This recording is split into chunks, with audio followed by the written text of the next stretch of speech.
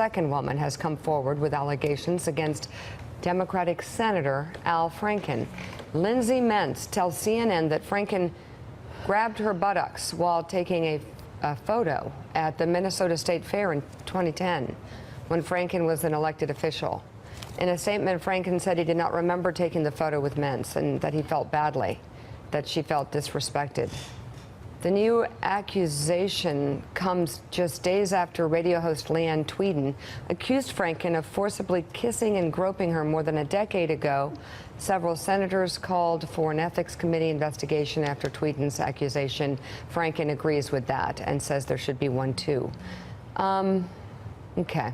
In a piece for the National Review entitled "Beware of Running with the Al Franken Story, Consider Where That Leads," Douglas Murray writes in part this: every time the definition of rape, abuse, or molestation is brought down another notch, and this new low watermark is agreed on across the political spectrum, the prospect for a different type of harm increases.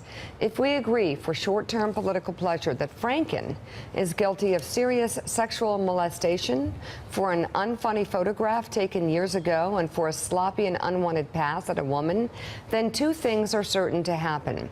The first is that the difference between bad manners and rape will become blurred, yet further. Second, this opportunistic process risks embedding the now prevailing narrative of a third-wave feminism, which is that men are all rapists or photo-rapists, and that women in our society tread a constant and violent minefield their entire lives when dealing with the male sex. There are many reasons to be mad at Al Franken, but it doesn't seem wise to allow irritation at him to help fuel a movement intent on making our society madder still. You know, the Al Franken story makes me uncomfortable. That's all I'm going to say at this point, because I don't want to look tribal. And Ruth Marcus writes in her piece for the Washington Post, a perplexing aspect of the current debate involves the question of what should happen to those guilty of misbehavior and the tendency, common to revolutions, to overcorrect for past sins. If society once ignored sexual harassment, and we certainly did, one risk now evident with the case of Senator Al Franken is overcompensating for earlier apathy. Not all crimes deserve the death penalty. Not all bad behavior warrants expulsion, firing, or resignation. The clamor for Franken's head, and Franken is just an example here, is at best premature. Sentence first, trial or Senate Ethics Committee investigation later. At worst, it is alarmingly extreme. I recoil at the employment equivalent of a mass death sentence for all sexual harassers. Must they remain forever pariahs? Is rehabilitation possible? The focus is and should be on victims, but as employers engage in an overdue reckoning on how to rid workplaces of intolerable conduct, we are going to have to wrestle as well with how to treat the victimizers. Do you want another one? Sure. Okay. An op-ed for the New York Times entitled "When Our Allies Are Accused of Harassment." Michelle Goldberg writes, personally, I'm torn by competing impulses. I want to see sexual harassment finally taken seriously, but fear participating in a sex panic. My instinct is to often defend men I like, but I don't want to be an enabler or a sucker. Adding to the confusion is the way so many different behaviors are being lumped together. Weinstein's sadistic serial predation isn't comparable to Louis C.K.'s exhibitionism. The groping Franken has been accused of isn't the same moral universe as Moore's alleged sexual abuse of minors. It seems perverse that Franken could be on his way out of the Senate while Moore might be on his way in. Think about that. And I just say, to be transparent, there's tribalism everywhere. I mean, there's tribalism in politics. We're seeing that with Bill Clinton to Roy Moore. There's tribalism that protected Clinton's behavior from the top down and maybe started this entire, or maybe Kennedy started this entire waterfall of behavior, or maybe before. We've been dealing with this for a long time. In the media, the behavior is protected by management, who promote men to power, or women, but men to power who are then given all sorts of passes. So the enablers and the managers who create an environment that allows this, not HR, when you finally go to HR that works for the company. But the environment, the culture needs to change. I remember Kathy the other day talking about maybe people shouldn't go out for drinks, and I was like, totally ransacked on Twitter for saying that. But when you read, the Charlie Rose story, women working at his home. Well, what about really great male associate producers who didn't get an opportunity, by the way? Maybe because Charlie Rose wanted a woman, I don't know the story. But why are they working at his home and sleeping at his home? Why are people going out for drinks? The New York Times reporter who's suspended, everyone's drunk. I mean, I'm sorry, these are not scenarios for the best behavior in all of us to come out. And that is something that needs to be required from the place where you work. This stuff has to stop from the top down. We can't have situations that enable this behavior. Do I sound crazy? Am I going to get savaged on Twitter again today? No, I don't see why you should get. I mean, I have some reservations about the idea that there can be one set of rules for men doing business and another set of rules for women doing business. I'm talking about both. Why both? Because men tend to do business after work. They go out for dinners and they go out for drinks. And I could see some women in senior positions who would then say, well, then I'm not having those opportunities. I'm missing out on the opportunity to do business. And so my career is being hampered because... But Kathy, let me clarify. There's going out for lunch, there's going out for coffee, there's maybe going out for an early dinner. Men and women should be able to handle that, obviously. Yeah. But you know what? When two people are sloshed, yes, you know what? Your judgment is impaired. Right. Okay? Both men and women. And that has to stop, and that is rampant in the media business. I mean, I've been in this business for 30 years. I go out, I would stop by across the street where everyone would get together after work. Everyone was drunk. I go home. I'm like, this is just not good. But everyone stayed. Probably story ideas came together and a lot of other things, too. There's no place for that. Why isn't it okay to say that we don't need to be getting sloshed after work and hooking up? I think the bigger issue for me about all of this is going to be when it goes beyond industries where there are a few famous people who get outed, whether it's Charlie Rose or Al Franken, and whether actually we can create safe work environments for women who work in restaurants or women who work in hospitals or women who work in post offices or insurance companies where the bosses are not famous. And so no one cares about their name appearing on the front page of the New York Post. Right. And that will be, for me, the real transformation. That will be whether this Me Too movement becomes more than just a kind of celebrity moment. And my fear is we don't get there, and those women really have almost no recourse because they are totally financially dependent on their jobs. That manager at work who gives you the shifts, who you have to put up with his lecherous behavior in order to get those shifts, those customers who are a bit drunk, who are kind of, you're dependent on them for your tips.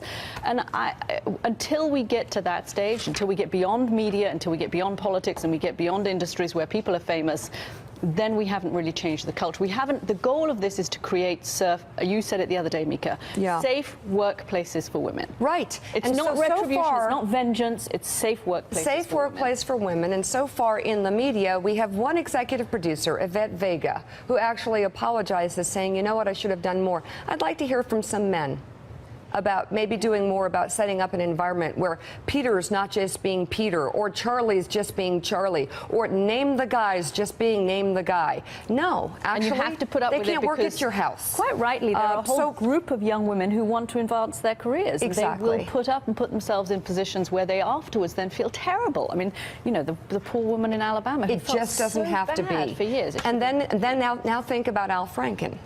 Like, I'm just not comfortable with this. I don't want to step on a mine and say that behavior or that picture is acceptable. It's not.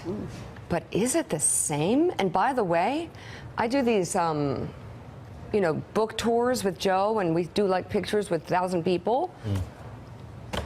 Am I allowed to say how many times my butt has been grabbed? I mean, I don't know. I'm not saying it's okay. I'm just saying By the way, with me right there. I put, it's like... And you got a protective guard. No, he literally had to pull the hand off my butt. Sometimes it slides down.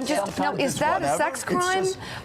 Where are we? I think that... By the way, hold on, but you're not saying that's okay. But no, believe me, I didn't like it. It's not enjoying it. It's not okay, but at the same time, again, you talked about being tribal. What's interesting, Kathy, is you have the National Review, a very conservative outlet, saying Al Franken doesn't deserve the death penalty. You have Michelle Goldberg at the New York Times saying the same thing. And there have been a lot of conservatives I saw on Twitter yesterday saying the same thing. Like, with Al Franken, are we jumping the shark? So this seems to be a case that is not tribal. A lot of conservative thought leaders and a lot of Democrats are starting to say. But I'm also wondering whether there aren't a lot of men who. Obviously, this is made terribly uncomfortable. And I will say here, it's so the vast uncomfortable. majority of men had no idea of the scale of this because they don't do it and it doesn't happen to them. They are, decent, honest, respectable men who would never do this. It doesn't happen to them, so they had no idea. And I think that's been a big gender divide that's been revealed by this story. The thing about the Al Franken story, I don't know about this one, and, he did stick his tongue, allegedly, forcibly, in somebody's mouth. If that was proven to be the case, what message, if he doesn't go, does that send to other potential people who might do that? Be proven to be the case? Well, I don't know how. Because I guess you have. I guess it's just us. We're the judge, the jury, and the cops, and the accusers are too. Or you wait and see how the story develops and if there are other incidents that's emerged. Your question about degrees of this is one we talked about when Donnie was here on Friday as well, and it's a conversation I've had for the last couple of weeks with women. How do you feel about this? Is Al Franken, or when you say Al Franken, it becomes protecting the Democrats. So let's say politician X doing what he did, in the same boat. Should his picture be on the same graphic on TV with Harvey Weinstein, who now we know is a serial predator and an alleged rapist and all these things that he's been accused of? Should they both be run out of public life? Should they both be thrown off the stage? And the answer I've gotten from most women is no. Right. And that, to your point, Mika, does not excuse the first behavior. It's all It says bad. those are both gross, and if somebody did that, I would report it, and I don't like it. And we're but do I finally think here. he's a pariah and should have his life ruined and thrown out? And again, I'm not just talking about Al Franken, I'm talking about the degrees of the kind of sexual harassment and assault we've been talking about. And we had a very honest conversation last Friday where one man on the set said what every man knows, and that is that the way they treated women 20 and 30 years ago is completely different than the way they act around women now. Behaviors have changed. Behaviors have evolved in a positive direction. Gene Robinson, there are some really big questions here, though, and I'm going to go to the media story because I really think that if we're going to have an honest conversation, we got to be able to talk about ourselves. And this Charlie Rose story is horrible.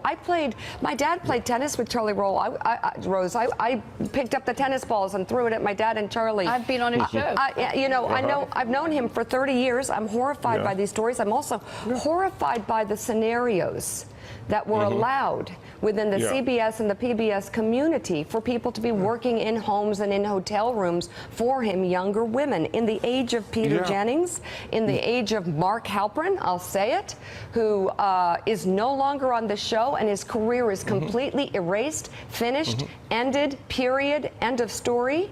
I want to know where the Yvette Vegas of ABC are.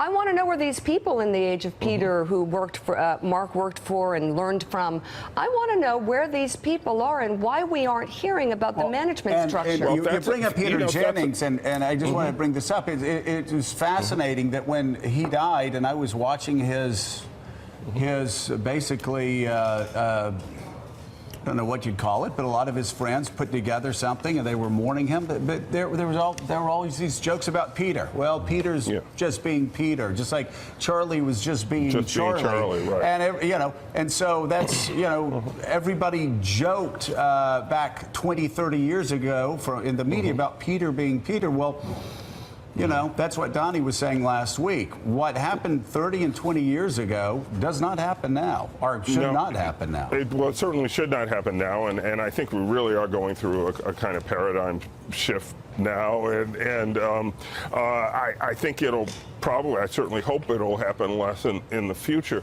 The Charlie Rose situation is interesting because he worked for, we know him through these big institutions, PBS, CBS, Bloomberg, but he owned his own company. He was the boss. He was the guy, and the big major national institutions that took his show and used his services don't seem to have been at all curious about what was happening inside his little production unit, and I think that's one lesson, that in that sort of subcontracting situation, it's important to know there should have been more of that kind of oversight, because obviously there were rumors. There was this sort of buzz. Everyone seemed to have known that Charlie was being Charlie. The other thing is that, I think we can pretty much all agree that all sexual harassment is deplorable, but yes. It's not all identical.